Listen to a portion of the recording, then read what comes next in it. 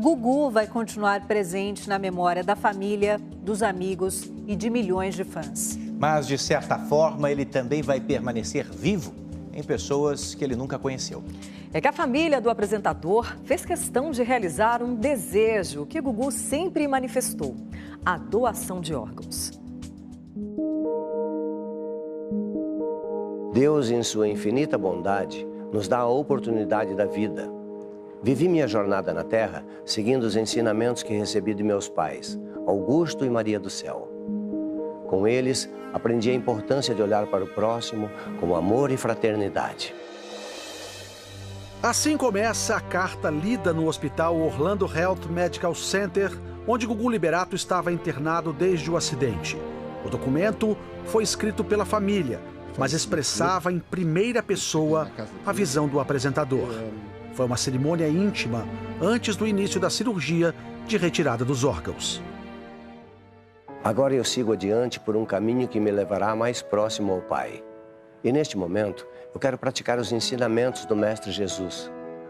Assim como ele compartilhou o pão com os seus, eu compartilho meu corpo com aqueles que necessitam de uma nova oportunidade de viver. Compartilhar o corpo. A cirurgia no fim de semana passado durou mais de 6 horas. Uma organização sem fins lucrativos cuidou da retirada, conservação e intermediação dos órgãos para pacientes necessitados. Familiares do Gugu perguntaram à equipe médica se seria possível doar algum órgão para um paciente brasileiro que estivesse na fila de transplante. Foram informados que não, por causa da distância e do tempo de conservação. Segundo a assessoria do apresentador, a doação beneficiaria cerca de 50 pessoas nos Estados Unidos. Os órgãos já foram implantados. Os nomes dos receptores serão mantidos em sigilo por 1 ano, conforme a legislação americana. Depois desse período, eles poderão se manifestar caso queiram. Ao tocarmos a vida de muitos hoje, podemos entender o nosso papel em transmitir o presente heróico da vida de um ser humano para outro. O presente heróico da vida. Como é possível apenas uma pessoa ajudar a tantas outras após a sua partida? Como a atitude de Gugu pode contribuir para aumentar o número de doadores? As gargalhadas de Luiz Gustavo não são mais ouvidas por aqui. Era bola o tempo todo e jogava bola aqui na lâmpada. Nossa, eu acho que ele ia até ser jogador de futebol, porque era muita bola. Tinha muita bola. Ele gostava demais de bola. Para a mãe, de repente, a vida desmoronou. Um grave acidente de carro no interior de Minas Gerais trouxe marcas que jamais serão apagadas. O velocímetro do carro de José Walter Fernandes mostra que ele estava a quase 130 km por hora numa estrada onde o limite é 80. O carro dele bateu de frente com o da família de Nathalie.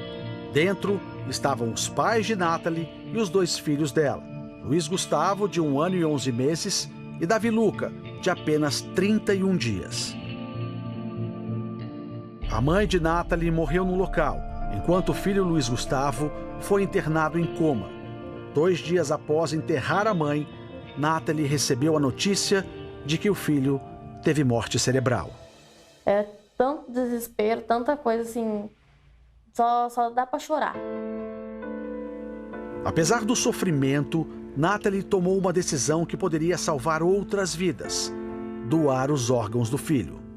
A gente comenta, não, se acontecer isso, pode doar. Eu quero que doe os meus órgãos, então é uma coisa que a gente já nem pensa mais para fazer. Só que você não imaginava que fosse com o seu filho, né? Não imaginava que fosse com ele. Então, mas como eu já tinha para mim que se acontecesse comigo, eu queria que doasse os meus, não tinha porquê eu não querer que doasse o dele também. Vale lembrar que no Brasil sempre prevalece a vontade da família. Não é preciso deixar qualquer tipo de documento para registrar o desejo de doar órgãos. Como Luiz Gustavo era muito pequeno, essa foi uma conversa que Nathalie e o filho não puderam ter. Mas sempre que possível, é muito importante expressar a sua vontade para os seus familiares. No Brasil, hoje, vale o que o Gugu fez. Ele conversou com a família. Então, na verdade, o que aconteceu? A doação não foi ele diretamente que fez. A família é que autorizou a doação dos órgãos dele, porque ele havia comunicado isso para a família. É exatamente assim que funciona no Brasil. Passados 2 anos e meio, Nathalie se dedica ao filho Davi Luca, que sobreviveu sem sequelas e hoje está com quase 3 anos. Mas Luiz Gustavo permanece vivo em outras crianças e nas fotografias espalhadas pela casa. Dá saudade dele, mas também fica alegria, porque eu escutei uma pessoa falando no velório que ele veio para salvar vidas. Guilherme trava uma luta pela vida há quase 3 anos. Bom, gente, o Guilherme tem 29 anos, é carioca e no dia 22 de dezembro de 2016 foi internado com suspeita de pneumonia. Mas não era isso, né, Guilherme? Não era. O que era? Mas no desenrolar dos meses, a gente viu que era muito mais sério. A gente viu que se tratava de um conjunto de lesões no pulmão. Guilherme ficou 10 dias em coma. Nesse período, perdeu o pai. E quando acordou, viu seu casamento ruir. Já são 2 anos sem sair na rua. E no restaurante, caminhando no shopping, tem 2 anos. Namorar, enfim, relacionar com as pessoas. Guilherme é um dos 50 mil brasileiros na fila do transplante. Quando eu entrei, eu era 52. 53. Agora eu sou 42. Isso tem quanto tempo? Tem 3 meses. 3 meses. É pra frente que se anda. O tempo de espera por um pulmão dura em média 1 ano e meio. Apesar da fila longa, o Brasil é o 2º país do mundo em números de transplantes, depois dos Estados Unidos. O presidente da Associação Brasileira de Transplante de Órgãos acredita que atitudes como a de Gugu Liberato podem aumentar em até 30% o número de doadores. E é interessante que é positiva não só para as famílias, para os potenciais doadores, mas também para a própria classe médica, para a própria classe enfermeiros, fisioterapeutas que trabalham em UTIs, que trabalham em emergências, aonde estão boa parte dos possíveis doadores. De janeiro a setembro deste ano, foram realizados 6.722 transplantes de órgãos no Brasil. O de rim lidera com 4.617. Em seguida, fígado com 1.620. E em terceiro, coração com 285. O choro é de alegria e gratidão, mesmo sem saber a quem agradecer. Pensei, quando eles me falaram, eu falei, quem será que é essa pessoa maravilhosa, essa família que me deu essa oportunidade de viver de novo? Em 2006, aos 38 anos, Mariângela descobriu que seus pulmões perdiam força, que a respiração estava fraca. Depois de 2 décadas e meia, Mari parou de fumar. Além do enfisema pulmonar, tinha deficiência de alfa-1 antitripsina. Ela é uma deficiência que ela vai deteriorando os alvéolos. Ou seja, e aí, você estava perdendo a capacidade de respirar. Foram 2 anos e 3 meses na fila de espera até o momento tão sonhado. Eu dei um berro na farmácia tão grande. E eu tinha tanta certeza que esse pulmão ia ser meu. Eu tinha uma felicidade dentro de mim que eu não sei explicar. Há 2 meses e meio, Mari respira de novo, caminha outra vez e tem fôlego de sobra para falar sobre a atitude de Gugu Liberato. Acho que foi uma atitude que todos têm que pensar, né, em outras pessoas. Porque é uma atitude tão linda, é uma atitude tão de amor, de fé, que eles não têm que pensar, não vou doar. Porque eles salvam 10, 20, 30. Teve o Gugu. Quantas pessoas ele não salvou? São Paulo, onde vive Mariângela, é o estado brasileiro com o maior número de transplantes por 1 milhão de habitantes. Minas Gerais aparece em segundo e o Rio de Janeiro em terceiro lugar. Acre e Roraima têm as menores taxas, menos de um transplante por 1 milhão de habitantes. Com todos os problemas, o presidente da Associação Brasileira acredita que temos um dos melhores sistemas públicos de transplantes do mundo. No Brasil, 95% dos transplantes são feitos pelo Sistema Único de Saúde. Nos Estados Unidos não existe o Sistema Único de Saúde, em especial para transplantes. Então o que existe é ou você tem um seguro que paga ou você paga, senão você nem entra na lista. Nos Estados Unidos, quem coordena o Sistema Nacional de Transplantes é uma empresa privada, credenciada pelo governo. Até julho, a fila de espera tinha 113 mil pacientes. O primeiro transplante humano bem-sucedido da história foi nos Estados Unidos em 1954. Um paciente recebeu o rim doado pelo irmão gêmeo. No Brasil, os primeiros transplantes de órgão foram de fígado, rins e coração, todos em 1968. Desde então, a medicina deu um salto. Novas técnicas e equipamentos permitiram uma revolução na área. Há 2 anos, o programa Câmera Record acompanhou com exclusividade um feito inédito. Hoje é um dia especial. Pela primeira vez, um coração será transplantado junto com um fígado na América Latina. A paciente é Roseli, de 57 anos. Ela precisou passar pelo transplante duplo por causa de uma doença genética que afetou o fígado e o coração. Nossas equipes se revezaram para acompanhar cada etapa da longa cirurgia. Esse coração já foi descartado. Agora ela vai ganhar um coração novo e um fígado novo. Começa o momento mais tenso.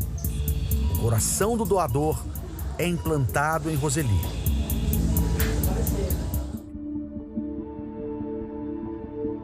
O coração da mãe de você já tá batendo.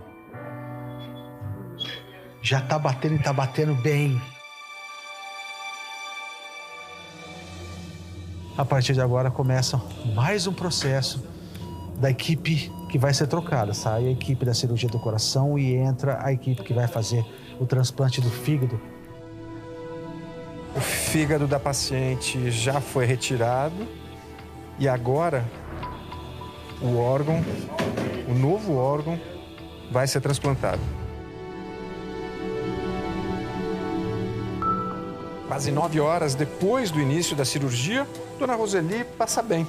Agora com fígado e coração novos.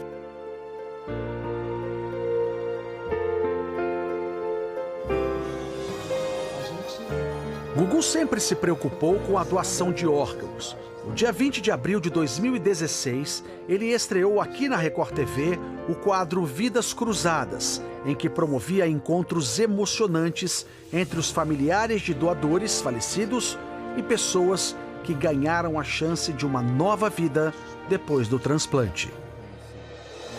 Hoje um casal vai conhecer pessoalmente o homem que recebeu o coração do filho deles e infelizmente morreu em um acidente. E esse encontro promete ser inesquecível.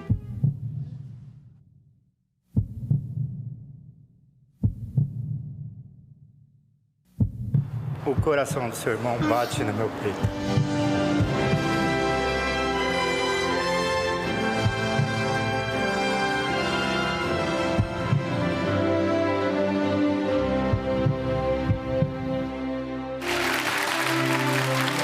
É uma história realmente muito emocionante. Então, chegou o momento mais esperado. Os pais do Jefferson vão conhecer o Elias, que hoje está com o coração do rapaz. Como é que é saber que o coração do filho de vocês continua, segue vivo, segue pulsando? Como eu sempre falei para ela, para mim, meu filho não morreu, meu filho está vivo ainda. O nome dele é Elias. Okay. Eu vou pedir que ele venha aqui, tá certo? Elias, aqui estão os pais do Jefferson.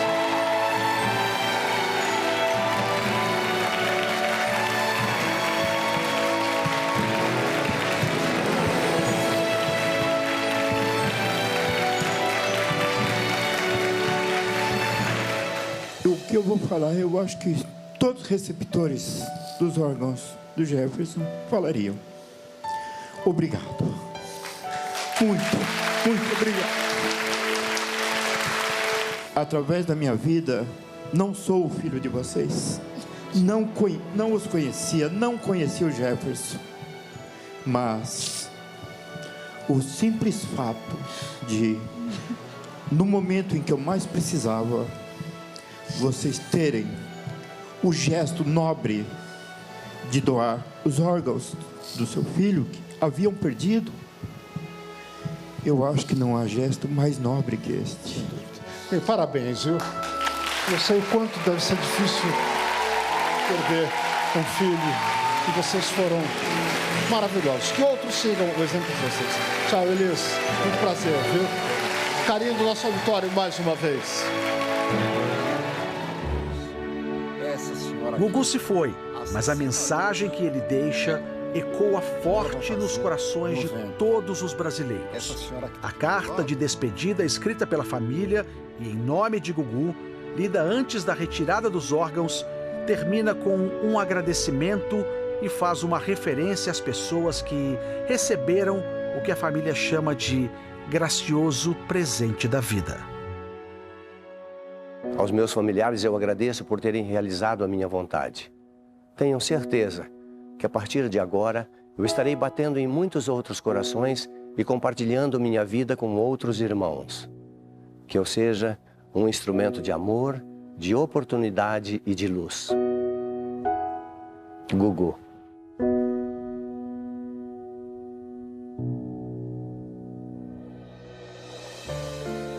E se você quer saber mais sobre transplantes de órgãos, acesse r7.com/canal Domingo Espetacular. Preparamos uma série sobre o tema para você. Não perca! E olha, gente, a dona Roseli, que apareceu na reportagem, que fez ali o transplante de coração e de fígado há 2 anos, passa bem. Ela elogiou e muito a atitude do Gugu e pediu para que todos nós sigamos o exemplo. Sejamos doadores de órgãos.